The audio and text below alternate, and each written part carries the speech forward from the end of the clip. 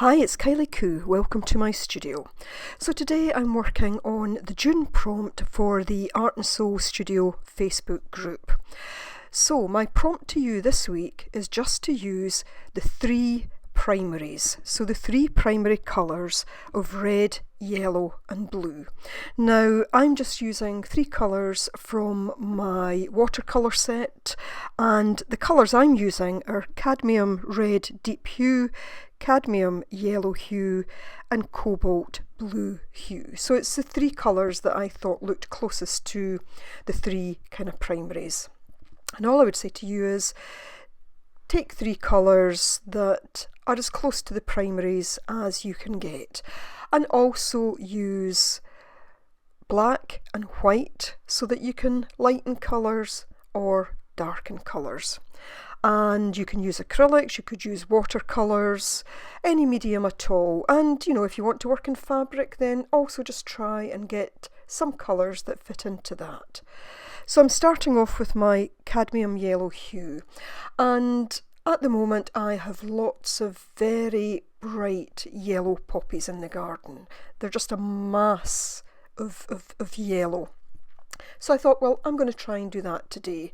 So I had transferred some yellow to my palette, but I didn't want to lose what was on the brush, so I just went directly onto the page. I didn't put any water to begin with, but you'll see now that I'm starting to add water to start to smooth some of that out.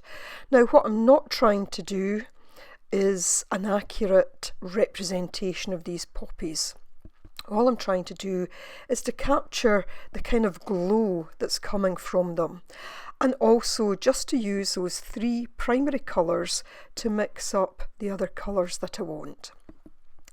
Now some of the poppies are also mixing in with some kind of orange poppies. I think just over the years they self-seed, they come away themselves, and sometimes the colours start to change a little bit. So I will introduce a bit of the red to that to start to get a bit of a kind of orange hue in there as well. So all I've started by doing is creating this big mass of colour. It's not a solid block because I don't want it to be solid. So there I am now adding the cadmium red deep hue. I just want to start to introduce some of that.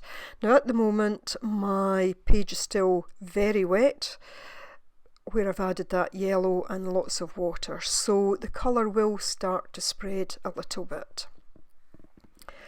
Mainly using three sizes of brushes, but I do also go on to use that small one that also comes in the palette there.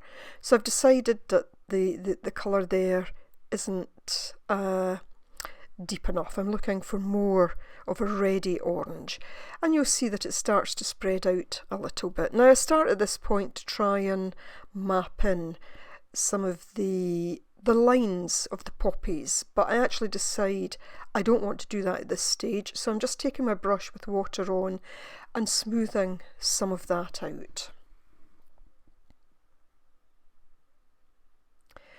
So then adding in a bit more colour here and there, but in a less definite way. I want this to be quite free and loose, with really not too many kind of hard lines on it. So the poppies each have 4 petals, but often you can't see those 4 petals. You might only see one main one depending on the angle that you're looking at them, and sometimes a little bit behind or just a little bit from the side. So you'll see there I'm starting to apply the colour with a bit less water, so it's giving it more pigment as I lay this down. And again, just keeping it very loose. I'm not trying to get definite shapes, just very loose shapes here.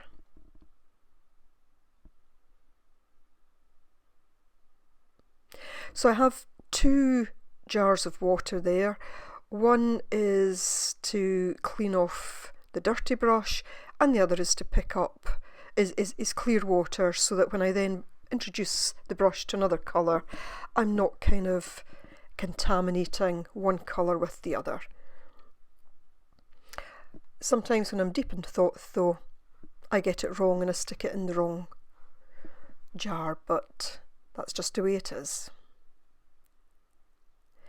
So just trying to show a bit of depth here, that the poppies go, you know, from front to back, that there's a lot of them here. So just trying to create that feeling of there being lots there.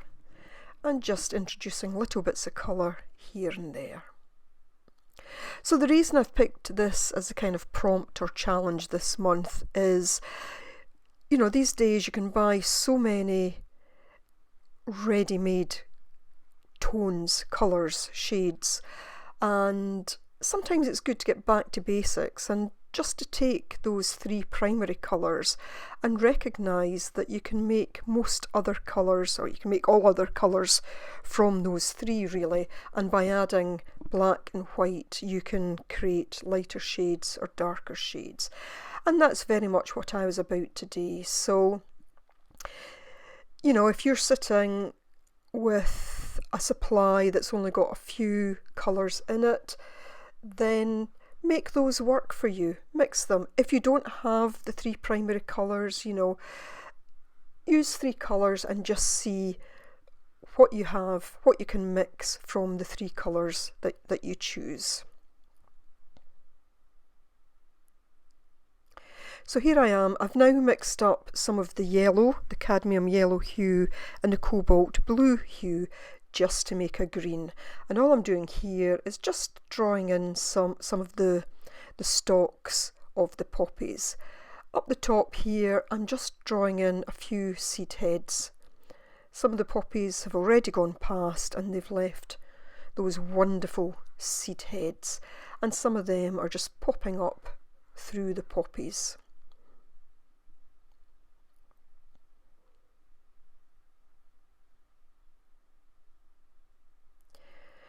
Now I'm just taking the slightly bigger brush and I'm just going to start to give the impression of leaves. Now on most of the poppies, the stalks have several leaves on them. The leaves are quite feathery in a sense, and what I don't want to do is to try and put in all the detail, although later on I will come on and again give an impression of that detail. So just taking the green that I've mixed and just starting to map in where the leaves would be.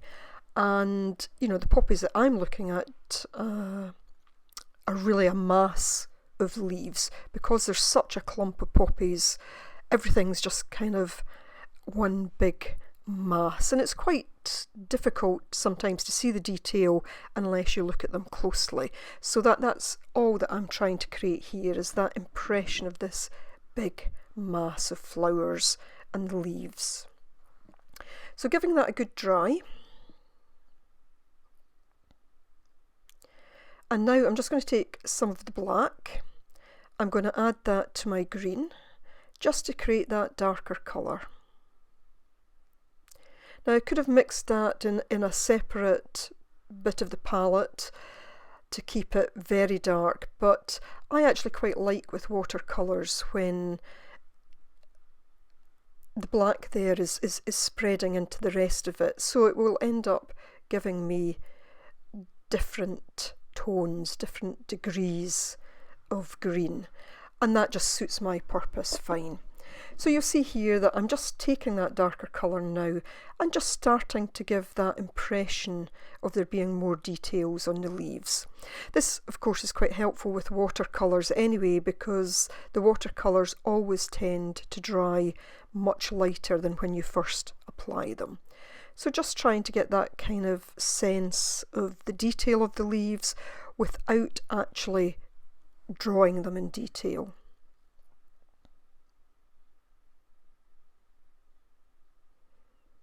And you'll see that I don't even do them all the same.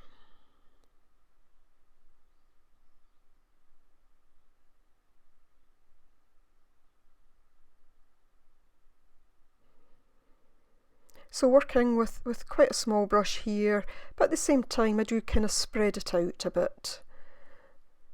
I could have used a slightly bigger brush, but it just gives me that little bit of detail at the same time as spreading it out.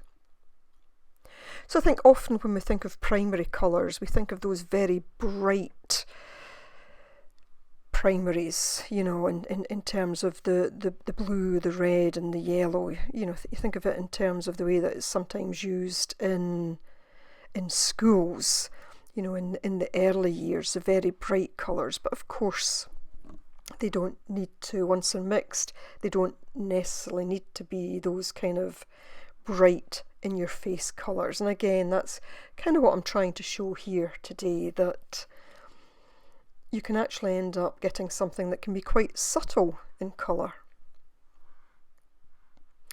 So I've used more of the actual black here. It's probably more a kind of grey tone, albeit it's still got the hint of green in it, just to give the hint of the depth of the leaves and the fact that in some places they are so packed together it's quite dark. So just giving little hints of those dark bits in between.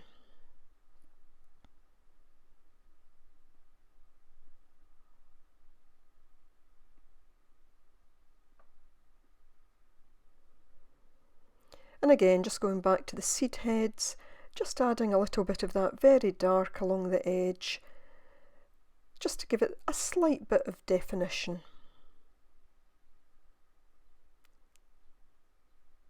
And of course in time those seed heads will change and they will actually go more a kind of grey brown colour.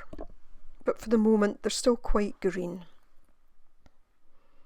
So again, mixing up a bit more of my yellow and red to give me a kind of orange effect. And I start to map in, or start to think about mapping in a little bit more of the details of the actual poppies.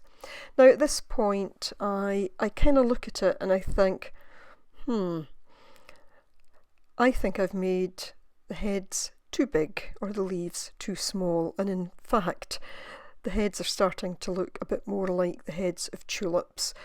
But I'm not going to worry about that, because that was not the purpose of the exercise today. The purpose of the exercise was about using 3 primary colours to create something else from them, with the addition of black and white. So you'll see here that I actually just took some of the dark colour that had started off as the kind of green that I'd added the black to. I've just taken some of that and mixed it in with my red and yellow. Again, just to get a slightly darker effect here, just trying to show that there's areas of darkness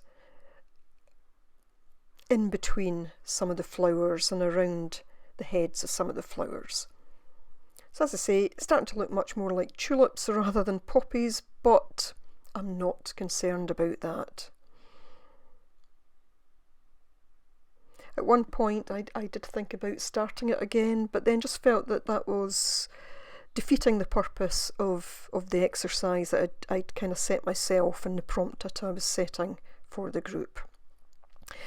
Now, if you're not in the Art and Soul Facebook group, I hope you will still get something from watching this, and obviously it's something you can try if you wish.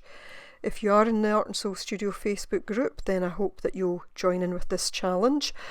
At the end of June, I'll be doing a small giveaway for those that have participated in my April, May and June prompts and challenges.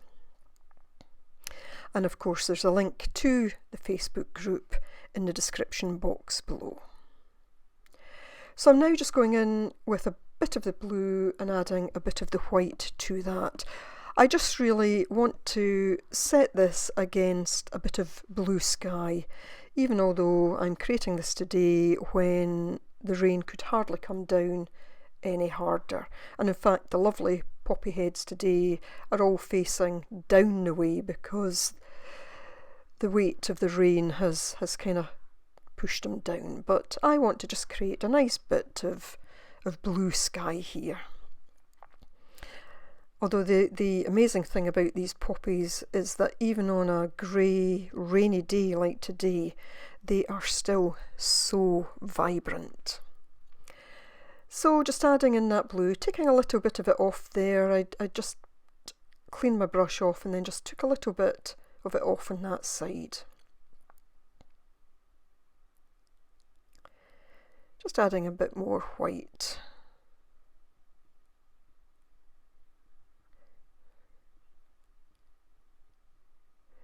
So I had thought today that I might also use a black pen and a white pen, but I actually decided against that. Just keeping it to the one medium today. So I just took some of that green black again, added it to my red yellow, to the kind of orange colour, and I'm just creating a bit of brown here just to give the effect of the flowers being planted in earth.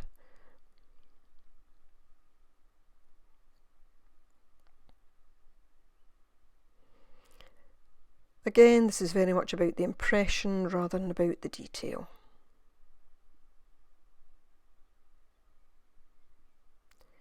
And with that, I'm just giving it one final dry. Calling it a day now, so thanks so much for watching. Bye for now.